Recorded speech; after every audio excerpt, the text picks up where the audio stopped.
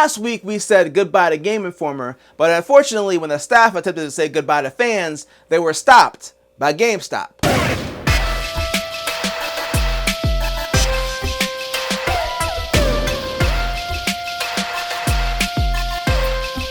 It's Sunday, so it's time to get sensational. I'm Mike, and I'm back to talk about the gaming news. And last week we talked about the end of Game Informer, which in itself was pretty bad, with a 33-year-old publication getting shut down and everyone being laid off.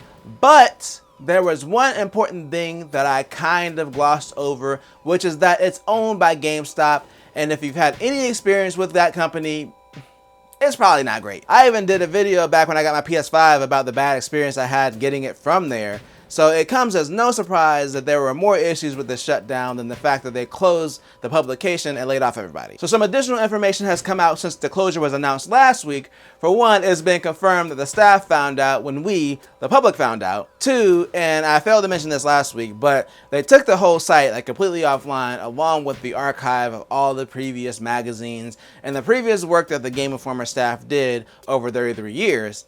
And the last thing is that they deleted the Twitter account. Now, the Twitter account wouldn't be as big of a deal, but the editor-in-chief of Game Informer, well, former editor-in-chief, Matthew Miller, logged in to basically write a goodbye message to the fans, and minutes later, they basically deleted the whole account. Now, he did go on to repost the message on his personal Twitter account. So basically, GameStop has disrespected both the former staff, the fans of the publication, and they failed to preserve 33 years of work that was put into that magazine.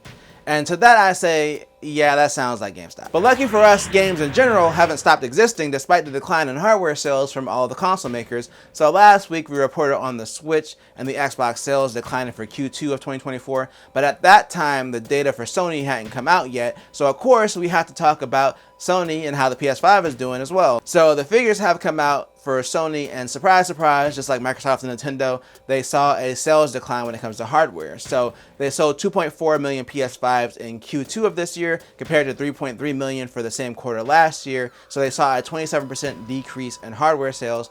But outside of the hardware sales, the other sales did increase. They did see a 20% increase in software sales, probably in part due to them bringing more games to PC. So overall, the revenue is still up. It's just hardware specifically that's down. But like I mentioned last week, that's pretty much been the case for a while across all three companies. So it's not unexpected. For what I've heard from people in the comments, and I'm talking about specifically when I talked about things like the PS5 Pro, and that's rumored to be coming out later this year, people want more big games versus new hardware, and the game lineup across the board hasn't been amazing so far this year for all three consoles. I mean, the Switch kind of hasn't out because it's on its way out, but you know, the PS5 and Xbox haven't been cranking out a lot of hits this year. So we'll see if this trend turns around in the future when the games get back on track. Just like I'm sure Bungie is hoping their fortunes turn around after the layoffs last week. So we talked about Bungie doing a massive layoff last week, and at the time I talked about how Sony's president, Hiroki Totoki, basically called them out earlier this year about how they were managing their resources. And I was wondering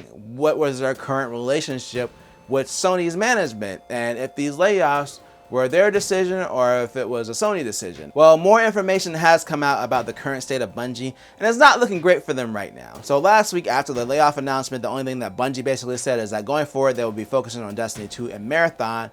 But it looks like that's all they'll be focusing on because a lot of the studio's functions have been moved to Sony Interactive Entertainment. So if you're not aware, Bungie was independent prior to being purchased by Sony, so they were still kind of their own indie studio within Sony. But now it looks like Sony is taking more of a hands-on approach with the studio and taking more control and integrating them more so into the company. It's also mentioned that the content that they're working on for Destiny 2 will shrink in scale, and their other projects outside of Destiny and Marathon will now move to other studios within Sony Interactive Entertainment. And they also mentioned the layoffs last week were basically for this reason. They wanted to get rid of the roles that Bungie still had as an indie studio and move those responsibilities to people that were already within Sony. And the reason that this worries me personally is because it kind of puts Bungie in a position where if Sony eventually decides that they're done with them, it would be hard for them to go back to being an independent studio again. Bungie was also previously purchased by Microsoft while they were developing the first Halo game, and eventually they went independent again from them. So Bungie has survived for a long time, both as an indie studio and under corporate ownership, but if they don't please Sony with this revenue they're bringing in, it could lead to the end of the studio. Alright, so we're done with the bad news for today. Let's move on to the PSVR 2, specifically its PC support. So the PC adapter for PSVR 2 finally released as of August 7th, and it sold out the same day. I did manage to order one from Sony Direct for myself before it sold out, but yeah, it's really hard to find.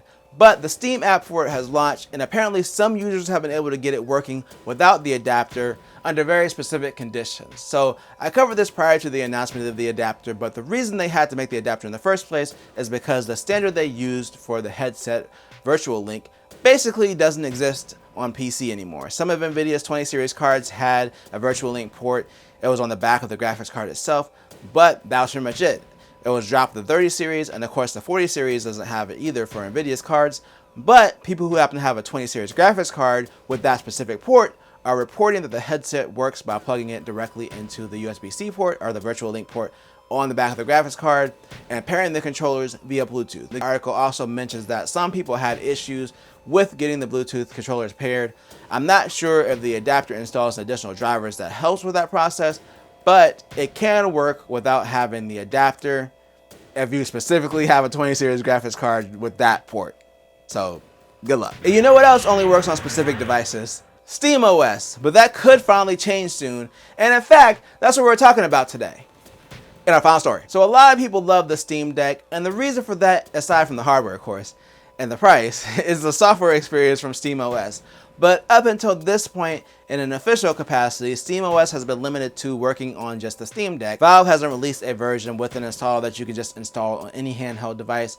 Now, there are other versions of Linux that are very similar to SteamOS, so there have been options for people who want to get a Steam Deck-like experience on whatever other handheld devices they have, just not the official OS. But that may finally change, so the newest beta for SteamOS had a line in the notes that mentioned added support for extra ROG Ally keys. And obviously, SteamOS currently only runs on the Steam Deck, so it doesn't make sense for them to add support for the ROG Ally's keys unless they're planning on making SteamOS available to install on other handhelds. Valve had already mentioned previously that this was their plan to make it available to install on other handhelds, but they just haven't gotten around to it or given a timeline on when this will happen.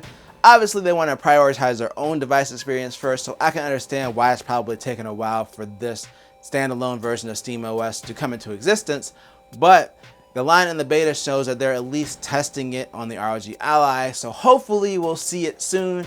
If I can dual boot with Windows and with SteamOS on my Ally, I would be very happy. But let me know what you think in the comments. Would you be interested in seeing SteamOS on other handhelds? And if you have a handheld that's not running SteamOS, would you install it if it was available? Again, let me know down below. And if you enjoyed this video, then make sure to tell a friend, tell a coworker, like, share, and subscribe, and hit that bell notification button thing to be notified when I drop a video or a live stream. I would always do at least 2 things at the same time.